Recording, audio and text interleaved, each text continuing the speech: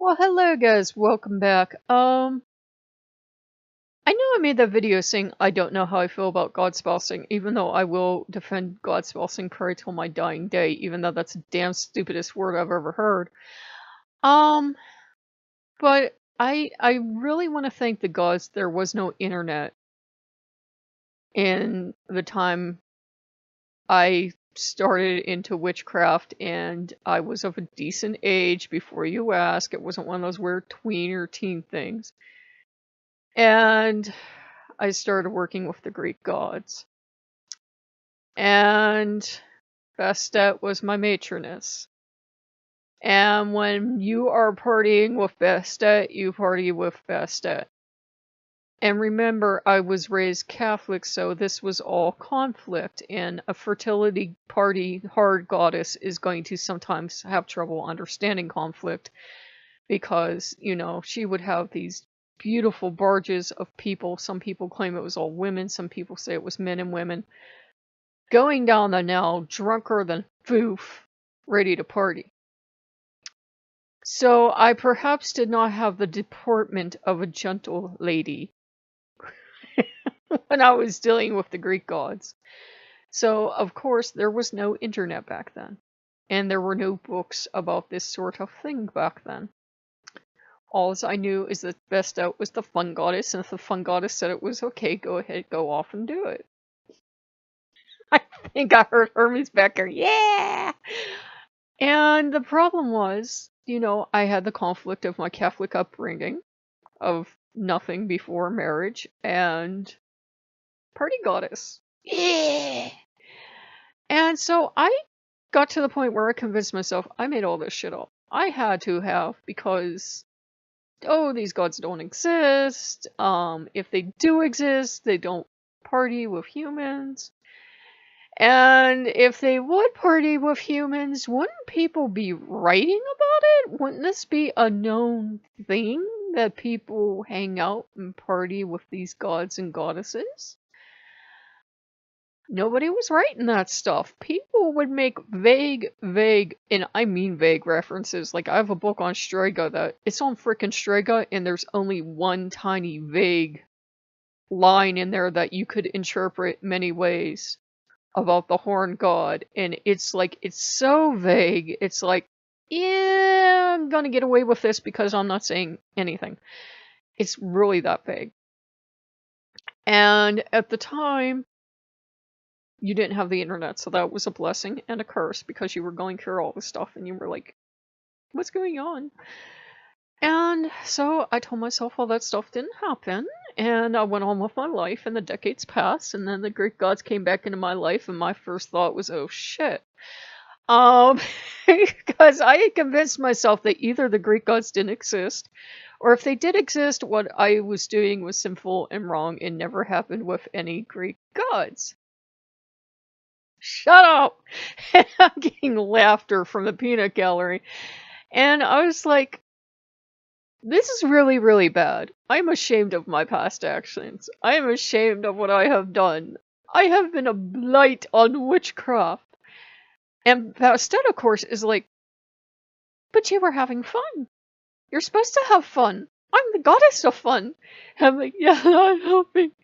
I'm supposed to one woman, one man. No, have fun. And the Greek gods weren't making anything easier. And I'm like, either I am batshit crazy and none of the gods exist, or they do exist, and I'm making up this other part in my head, or the worst case scenario, they exist, all this shit happened, and I'm basically the village bicycle. And I was like, I don't know how to feel about that, because I've always had a strong drive towards Strega. Most of the goddesses I work with are fertility goddesses, like a Lucenta and that. For some reason, I always end up with the goddesses in my corner that people either pray to kill their enemies, or help their sex drive. And it's like, I've noticed I have a plethora of those ladies, and I have gone around to my different goddesses and talked about stuff. And the only advice I can give to you is never go to a goddess and have that discussion when you weren't sure if anything happened with you and that goddess or not, because you're just going to get this stony-eyed death stare of, okay, it didn't matter to you, did it? And I was like, I'm fucking confused. So that was why it was a perfect storm for me to see that oversharing, because I was like, are we all just like slutty and have vivid imaginations? Does stuff happen with gods? Does it not happen? I can't tell you. I can tell you that I'm logical enough and scientific enough that I am totally willing to say I am batshit crazy. I made up all this stuff and I am the town slut. I am totally willing to say that and slut shame myself. I will be the first person to do it because I was raised Catholic and you're supposed to be a virgin until you die. Yeah, I will be the first person to say that. But the second, there's like a little fly in here, it's bugging the shit on me. This, on the other hand, if these experiences are valid, and who can say, then that should open the door for people not to overshare, not to say, oh, I was with A, B, C, D, E, F. After you pass F, you probably should stop talking. Say I was with all these gods and goddesses, or whomever, and say this is exactly what it was like. I mean, in a way that can validate other people that had the experience happen to them. But in another way, it's a culture shock too, because somebody's wandering around the normal internet, and the normal internet is not the time and place to share that sort of thing. So it was something I had to deal with, and I had to deal with, you know, I grew up in the 80s and 90s, and dating back then was not like dating today. Dating back then, you still had to kind of play the game and be a tiny bit hard to get. Cosmo girls could jump straight to sex, but Cosmo girls were straight up sluts. And and Cosmo would give you terrible advice, like, if you're too tired for sex, you don't deserve him. And I'm like, wow, what kind of man wrote this stuff? Because the more you read Cosmo, the more it's like, some dude is writing this. There's a bunch of college bros writing this, like, let's tell him if you don't wear this and show off your tatas, you don't love your man. Because if you read it enough, especially as a, you know, mature woman, you're like, this sounds like a bunch of bros and dudes wrote this. It doesn't sound like anything any woman would tell any other woman to empower her. Should you embrace your sexuality? Yeah, but should you be forced to be a woman any set way? No. I had one aunt that wore these Litter House on the Prairie dresses. We're going somewhere with this. And she was so offended when I told her that's what they look like, she never took me shopping again. Thank the gods. And I had another aunt that went through her punk lady phase, which was quite delightful. I liked that aunt. I liked her a lot because she had sexy fun time outfits, and that was the fun one. So maybe it runs in my family. Maybe it's just a thing that happens to people on a regular basis. You can't validate or invalidate any experience with a god, whether it be romantic or just otherwise. There are people that call themselves sons and daughters and everything else. And there's no way to invalidate or validate any experience. You just have to take it on faith. If I just swallowed that fly, I'm so pissed. But that would be Loki's response. Here, have something to eat. It was just something, you know, in my day and age, there had to be other people going through it. And they had to be as confused as I was.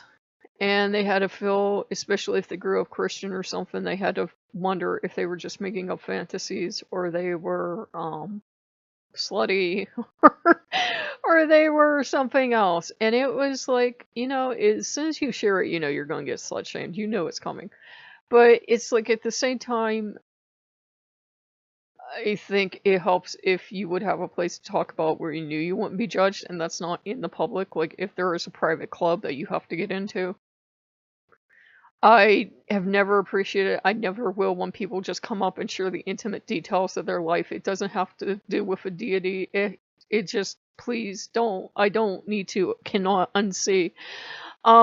I'm just built that way. I'm still uncomfortable about it. And I grew up in the 80s with Cinemax and HBO and all the adult magazines you could get out of the store at the appropriate age and everything else. So, like I said, shy wouldn't describe me, but that's still my gut reaction when people overshare. So, it's one of those things that came up. I wouldn't say, you know, automatically invalidate what these people say, but I would say if it's all people talk about, if it's all they share, then that's kind of a warning, because if you ever went through that stage of all it is sexy fun times, whether it was real or whether it was not is something you have to answer in your own heart. The party gets old fast, and then you don't know what to do to progress beyond it. And I guess it's more like you feel, at the end of the day, you feel bad for them because they're eventually going to run into that god again. And that's really, really awkward, and the gods don't make it any easier. The gods are sitting there, smile on their face, and they're looking at you.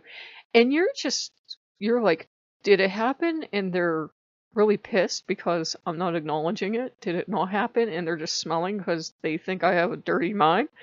Or is it a combination of the two? I don't know. Which brings us the long-about way around to the term of marriage or God spousing. If you're going to have a relationship, let's say it that way. Let's say you're going to have a relationship with a god.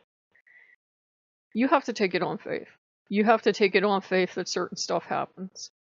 I would say, proceed with caution, vet stuff, be careful what you share, be careful who you have an intimate relationship with, because if you just have happy fun times with someone, and then that guy comes back on your radar sometime in the future, that can be incredibly awkward. Gods don't care. Gods don't care if you slept with every god in creation, if you believe such a thing is possible. But at the same time, you will probably care. And you will probably be thinking, in reflection, as an older person, maybe I was a tad too wild. Maybe there is such a thing. Maybe if Bastet says it's a great idea, I should count to 10 and probably not do it. But that is what it is. So it's just a case of, trusting your own judgment, and I'd say trust your discernment. Just like with a real life partner, if after the 20th one you're starting to feel a bit awkward, then you have to go with how you feel. I don't care if someone else had 5,000 partners.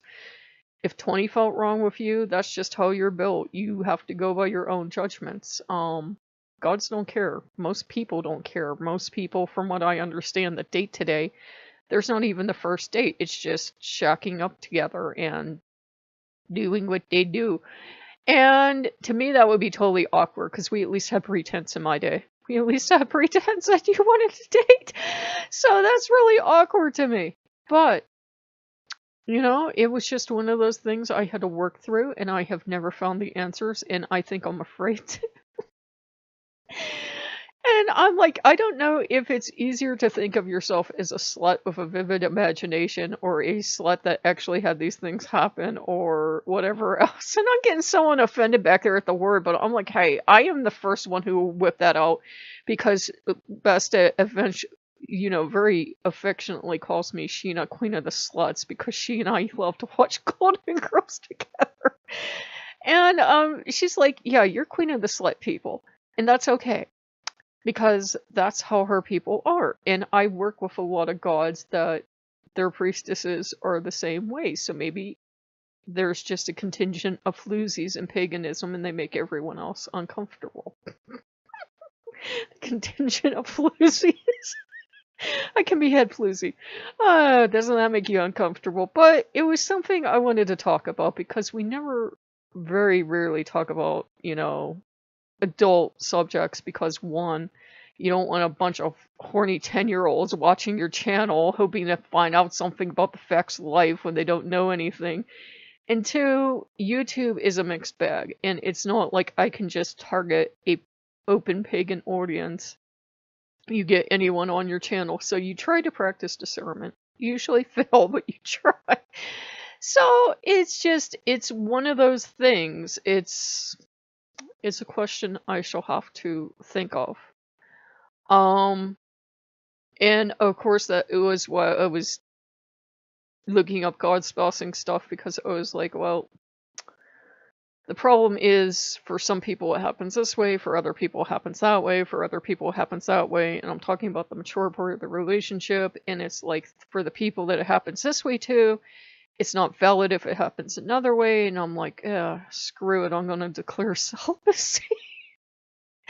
So it's just something to think about. Obviously if you practice a mature brand of magic or you consider that your religion, it's something valid to you. I'm not shy.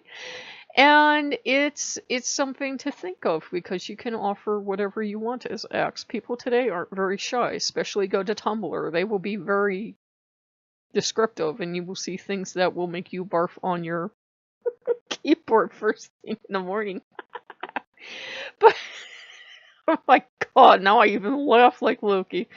Oh my god. Okay, I have to quit.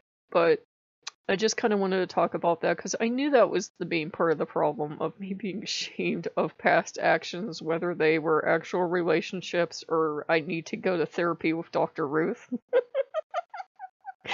I shall never know.